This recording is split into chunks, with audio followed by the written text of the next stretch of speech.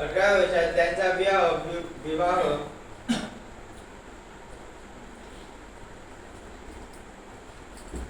गोंडवानाचा राजा सम्राट संग्राम शाह यांचा मुलगा दलपत शाह यांच्या संग झाला.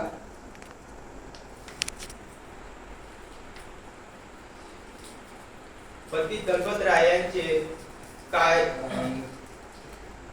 कमी वयातच त्या निधन झाले. त्यामुळे त्यांचा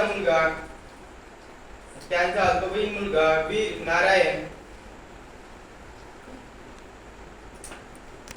नारायण च्या वतीने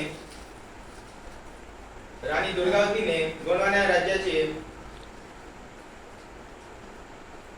सूत्र सांभाळले.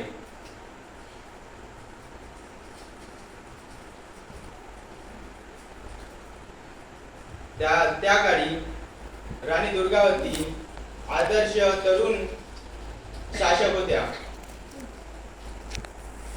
त्यांनी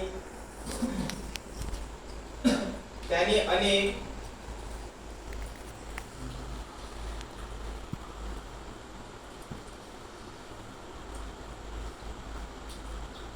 आक्रमणाविरुद्ध 91 शूर युद्धे लढली होती. त्यातील 3 युद्धे मुघल साम्राज्य विरुद्ध होती आणि त्या एके वेळी हारल्या नव्हत्या. एवढं बोलून मी 2 शब्द समाप्त करतो. खूप छान चेतन. यानंतर मी अविनाश ताटगरे या विद्यार्थ्याला राणी दुर्गावती यांच्या जीवनावर प्रकाश टाकण्याकरता आमंत्रित करतो. नमस्कार, मी अविनाश बंडू जी ताटगरे. आज 5 ऑक्टोबर 2025 दरवर्षी नाही करत, पण यावर्षी आपल्या वसतिगृहात जयंती साजरी होत आहे आणि आपल्या वसतिगृहामध्ये वक्तृत्व स्पर्धेचे आयोजन केले असून त्यामध्ये मी भाग घेतला आहे. राणी दुर्गावती यांचा जन्म 5 ऑक्टोबर 1524 मध्ये झाला. त्यांच्या आईचे नाव कमलाबाई आणि त्यांचे शूरवीर पराक्रम म्हणजे गोंडवानातल्या त्यांनी राणी होत्या व त्या मुघल साम्राज्याशी लढल्या. त्यांच्या पतीचे नाव दलपत शाह होते. तसेच त्यांच्या मुलाचे नाव वीर नारायण होते. त्यांनी दलपत शाह हे लग्न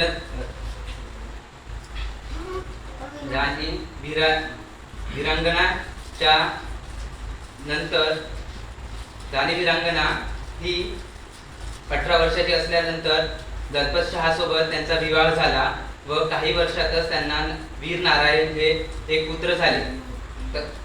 त्यानंतर काही दिवसातच दलपत शाह यांचा मृत्यू झाला. त्यानंतर गोंडवाना या राज्यात राणी वीरांगणा व वीर नारायण यांनी राज्य सांभाळले. राणी वीरांगणा यांनी 40 वर्ष राज्य सांभाळले व त्यांचा 40व्या वर्षी 24 जून 1564 रोजी मृत्यू झाला व त्यांचा संघर्ष लढत असल्यामुळे महिलांना प्रोत्साहन मिळाले व महिला सुद्धा लढू लागल्या. एवढे बोलतो मी भाषणाला विराम. खूप छान अविनाश. त्यानंतर तन्मय आत्राम आपल्याला राणी दुर्गावती यांच्याविषयी 2 थोडक्यात माहिती सांगतील.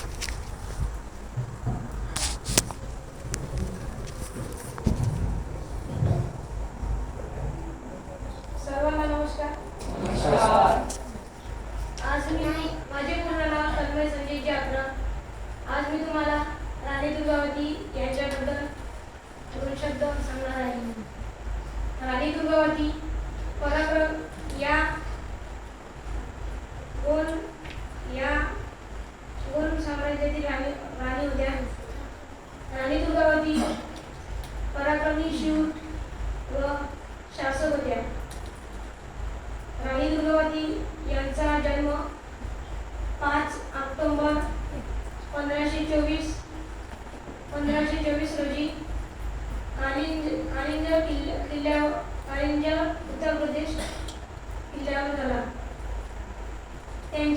आईचे नाव कमलावती व त्यांच्या वडिलांचे नाव किरतराय असे होते.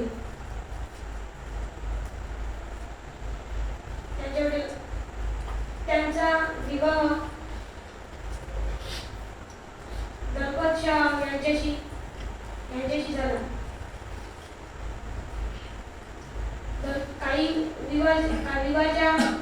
काही वर्षानंतर 8 वर्षानंतर दलपत शहाचा मृत्यू झाला. दलपत शहाच्या मृत्यूनंतर राणी दुर्गावती यांनी घराण्याचे सूत्र सांभाळले.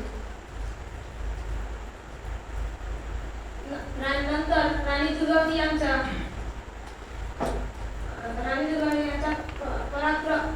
यांची लढाई अकबरासोबत झाली.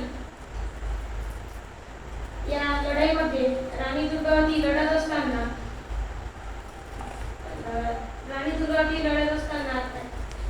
शत्रूंचे बाण त्यांच्या कानाला व मानेला लागल्यामुळे त्यांना खूप मोठा घाव झाला.